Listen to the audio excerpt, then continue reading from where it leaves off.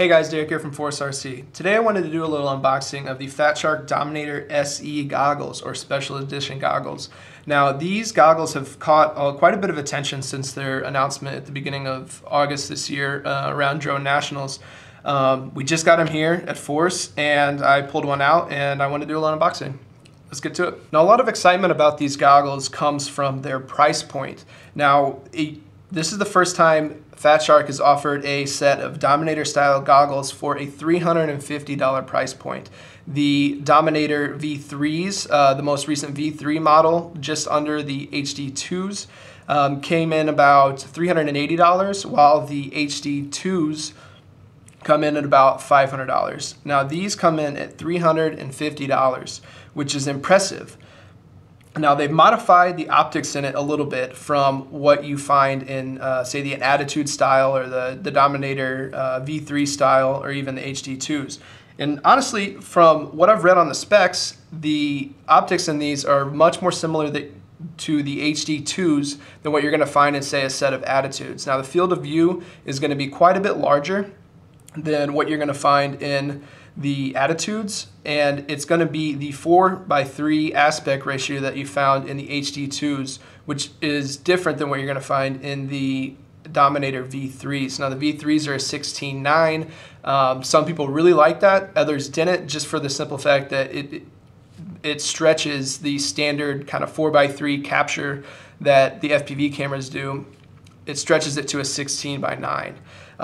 So Fat Shark has listened to that feedback. They decided to do away with kind of the 16:9 style, and I think they did really well with that in the HD2s. So I'm going to go ahead and start unboxing this, and we're going to dig in and see what it all comes with. Let's do a little hoppy knife here. Go ahead and first impressions of the box. It's very impressive. I mean, it's very clean. It's basically just a white box with a kind of like a band here where they have all their branding and logos and information on the back. Almost Apple-esque, if I could say that. So taking off the plastic here, it looks like this band will just slide right off.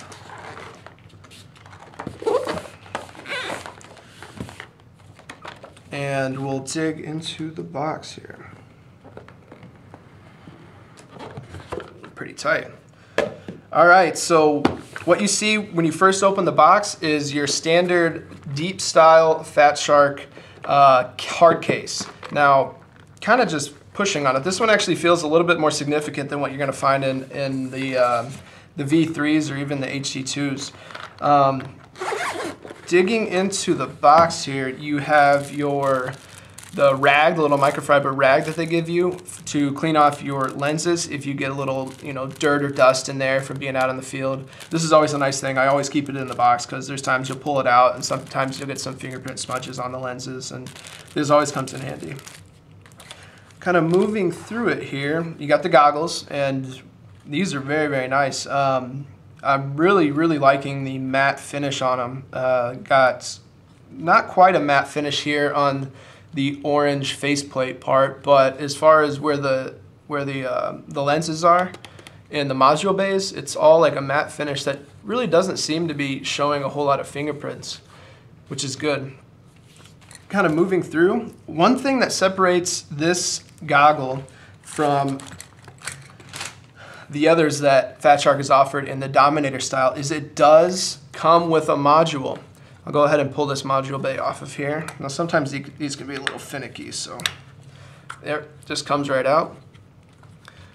And it looks like it comes with just their standard, if I would have to guess, if I can get this open, their standard module. Yep, it's the NextWave 5G8 module. Now this is really, really awesome because the Dominator V3s and the HD2s, for their steeper price, do not come with a module. The SEs do, and an antenna. Looks like a little right-hand spear net antenna, immersion antenna at that. So that is a really nice value. So if you bought a set of V3s or HD2s, you're going to have to buy the goggles, but then you also have to purchase a module and an antenna. this comes with all that for $350, which is pretty impressive. Kind of overlooking the battery here. The battery that comes with it, first impressions, looks to be a little bit different than the standard white and black one that came with the Attitudes and the V3s and the HD2s. It is orange and black, if you can see that, to match the goggles. And kind of looking at the specs on the side, this is a 1000 milliamp battery, if you can see that there, which is a little bit smaller than the standard battery that they were shipping with like the HD2s and the V3s. I believe that was a 1300 milliamp pack. But to save cost, it looks like they went with a little bit smaller battery, which most people typically have a couple batteries when they go out to the field or they go to the race. So that's an okay way to cut costs for a really nice set of goggles. Looks like it also comes with a little banana lead, charging lead. So your standard charging lead, banana connector. Looks like it plugs directly into this. It doesn't come with a balance charger. Pulling that out, one thing that's interesting, and I'm not sure if you can see there, if the camera will focus a little better, is this one doesn't come as a standard balance port. And now what I've heard is that Fat Shark actually doesn't recommend, and I'm not sure why, doesn't recommend charging this like a typical LiPo. They actually would prefer that you plug it in and charge it with the banana connector off of a standard 2 amp supply. I'll have to give that a go, and it actually looks like they have removed that other cable here for this balance lead. So that may be their step in correcting people. And obviously you can see here it says read manual before use. I'll have to give that a try. Looking a little more closely here at the goggles, you will notice that it is the same profile and it's the same style that you're going to find in the Dominators. Same front with the dual module bays on either side, and all your buttons and adjustments there on the top. Now, one thing that is really nice about this that you're not going to find in a typical $350 goggle is it does have a DVR. And now this is the same placement that you have in the HD2s and the V3s. It's just this little micro SD slot right here. And that is really, really nice for people that are running kind of the market trend of smaller and smaller quads, especially when you're racing. Everybody wants to capture the races, but they don't want to carry that, 100-gram GoPro on top of it to slow you down and add a bunch of weight. Going through the top here, I'm going to turn this around so it makes a little more sense to you. On your left here, you're going to have your typical display toggle. So this moves up and down, left and right, and that is going to adjust your brightness and your contrast. Left and right is brightness, and then your up and down on this toggle switch is going to be your contrast. You got some nice depressing that give you some nice tactical feedback here with the channel selection buttons. I'll go ahead and pull out the module here in a minute and take a little bit closer look at that, but you'll have the module that this comes with actually has dip switches that you set for your band, and then once that's set and you have your module in, then pressing the channel up and down here is going to cycle through your channels. Moving to the other side here, now these are capable of outputting audio. Here on the bottom you're going to see a little headphone jack, and if your VTX or the camera that you're using supports audio, you'll be able to plug a headphone into that and run that out and be able to listen to everything through the goggles that's receiving. The volume rockers here, this is going to just adjust your volume, very standard. Moving to your right a little bit is where you're going to find the DVR toggle. So if it's anything like the V3s and the HD2s, it's a matter of pressing and holding to activate the DVR and then clicking again to start and stop record. Now, a nice feature that they have built into this is that it has an autosave feature where if you start your DVR and you unplug your goggles without stopping record, it will automatically save that file, so you don't end up losing that if you kind of mindlessly unplug while you're recording. And then this final button here on the top is HT or head tracking. Now the module bay that it stands above is actually a place where you can place their head tracking modules. Now this will activate or deactivate head tracking as you see fit if you install a head tracking module. Kind of rolling over to the bottom here, you're going to find and what looks to be something that they're going to on almost all their goggles now. And most goggles do have some sort of IPD adjustments here. Now, what this does is it adjusts the lenses in the goggles to go in and out to adjust to your eyes, basically. So if you have like a small or a skinnier eye set, you can push those all the way in and pull them out if you have a little bit wider eye set. And you can see that here while I push in and out. It adjusts those to help focus on the screen a little bit better as you're flying.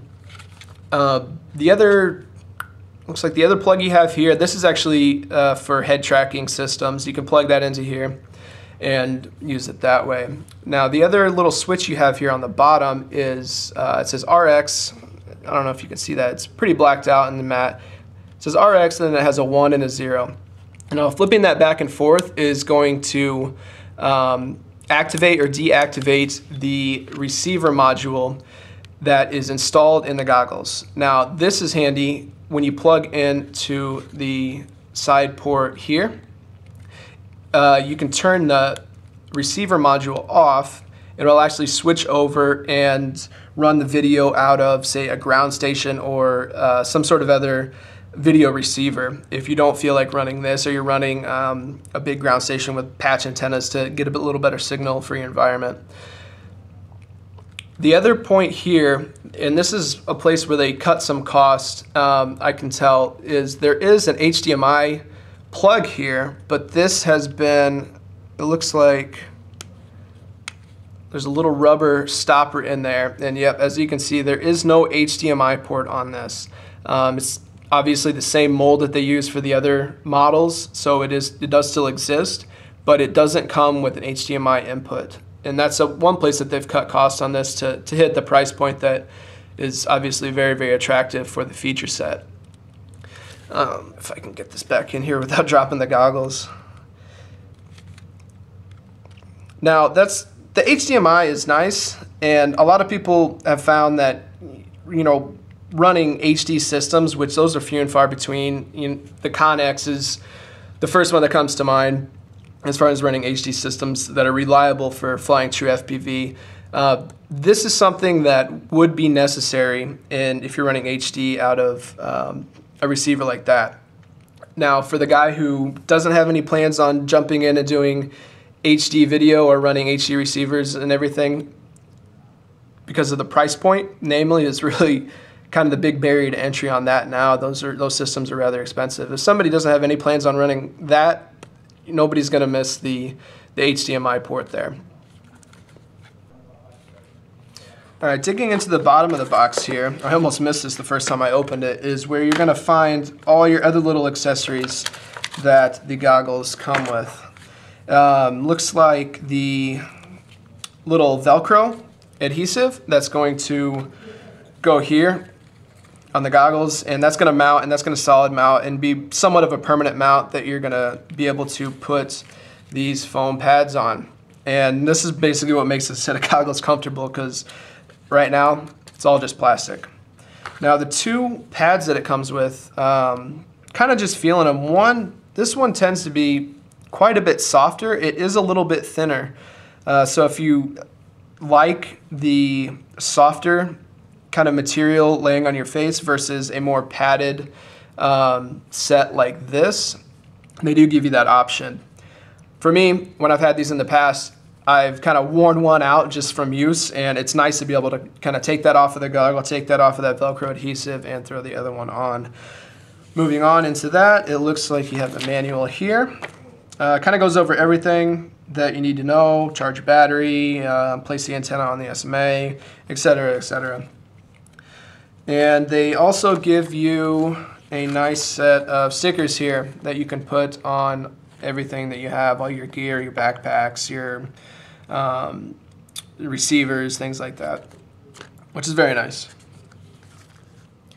So there you have it, guys. This is the Fat Shark Dominator SEs that we just got here at Force RC.